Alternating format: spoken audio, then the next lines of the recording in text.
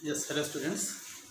In my previous lecture, I explained the continuous conduction mode for single phase fully controlled rectifier fed separately excited with DC motor. So today we shall discuss the discontinuous conduction mode where the armature current falls to zero before the firing of next pair of thyristor.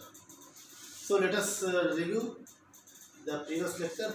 There we had this rectifier which was feeding this DC motor, which was given a constant field here, which is not shown in this diagram.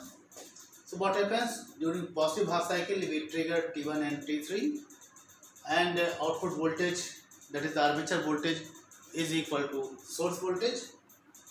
And during the negative half cycle, we trigger T2 and T4, and the output voltage is negative of Vs, so it is again positive, and the current rises and then falls.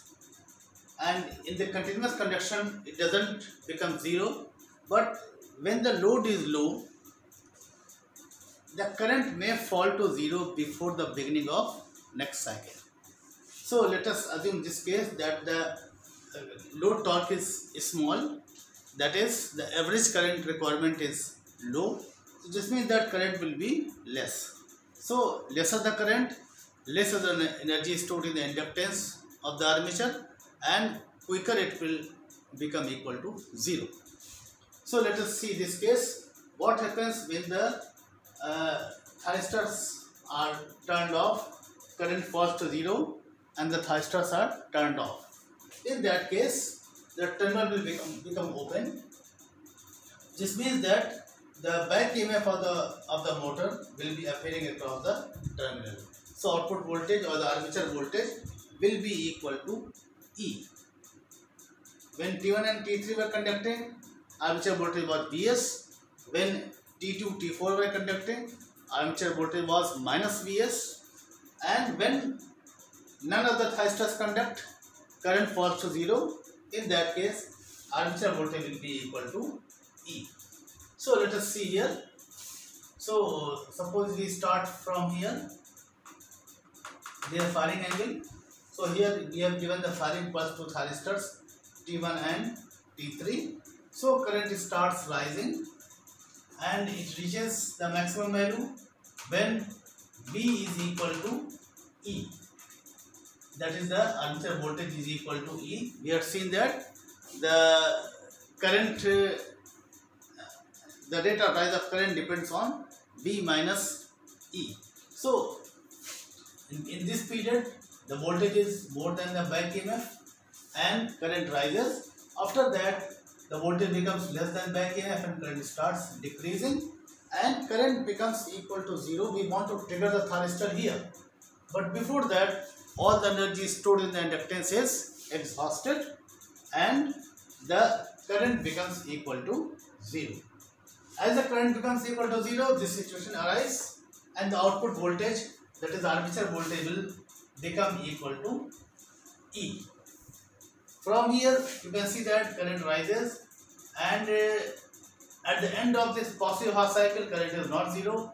So thyristor T1 and T3 will continue to conduct and they will fall here after all the energy stored in the inductance is exhausted, and thereafter the voltage becomes equal to E. So this is the wave shape of armature voltage in the case of discontinuous conduction, and the current has this wave shape. Now we have shown here alpha equal to 90 degrees in this case, that is we are giving the pulses to the thyristors at alpha, and for the negative pair, that is T2 and T4, we are giving pulses at pi plus alpha. So this is the case. But what is the minimum firing angle? You can see that when thyristors are turned off, when the current falls to zero, immediately after that the voltage here becomes equal to E. So what is the voltage across the thyristors? You can see that the voltage across thyristors after T2 and T4 has turned off, the voltage across thyristor will be equal to this Vs minus E. So this means that at this instant of time, just after that, Vs is less than E. This means that thyristors will not be forward biased. So if you want to trigger the thyristor at this instant, then these will not trigger because the thyristors are not forward biased.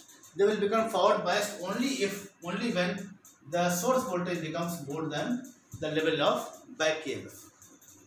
So suppose you wanted to have the firing angle this much, and you gave just a pulse to trigger the thyristor, like we do in the case of thyristor, because thyristors are latching device. Only pulses are required to turn on the thyristor. Suppose you wanted to have this value of alpha, and you have given a firing pulse, and then you have removed the pulse. So what will happen? That at this instant, the thyristors are not forward biased, so they will not turn on. And after that, you have removed the pulse. Even though the thyristor will become forward biased, they will never trigger because pulses are not available. That is why in this case, in such a situation, instead of giving a single pulse, we give a continuous gating signal across the gate of the thyristor. So suppose instead of giving this pulse, you have given a continuous pulse, then the thyristor will start conducting after this instant when the source voltage becomes equal to E. So whenever thyristor becomes forward biased, it will start conducting, but the firing angle will not be as we desired. It will be alpha minimum. So it cannot be less than alpha minimum. And this situation, this condition, when the thyristor will become forward biased, is not known to us, because the level of E, it depends on speed of the motor, and the speed of the motor depends on load on the motor.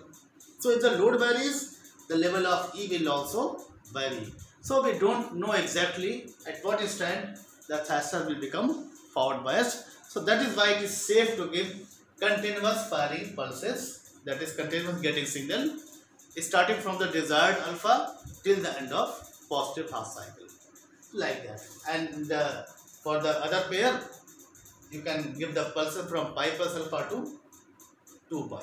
That is the end of negative half cycle.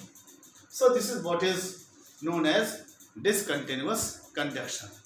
And this discontinuous conduction, as I said, there mainly the reason is a small load torque. If the load torque becomes very low, then the armature current value becomes very low. So lower the load torque, lower will be the current, like this. Higher the load torque, it will become high and it will take longer time to fall to zero. And after certain load torque, the conduction will become continuous. The second reason for discontinuous conduction is low armature inductance. So if the armature inductance is low, again the stored energy is less and it is more likely to fall to zero before the beginning of next half cycle. So these are the two main reasons for armature inductance. Of course, the load torque is not in our control, load may vary, but inductance we can control. We can have higher inductance in the armature circuit to avoid discontinuous conduction. There are certain drawbacks of discontinuous conduction, we shall discuss it later. So we will try to avoid discontinuous conduction, and we want that for the maximum duration, even for the low load torques, the conduction does not go into discontinuous mode. So for that you can add some external inductance in series with the armature to avoid discontinuous conduction. So that is all for today. So we shall discuss in the next lecture. I will do the steady state analysis of rectifier controlled DC motor drive. Thank you.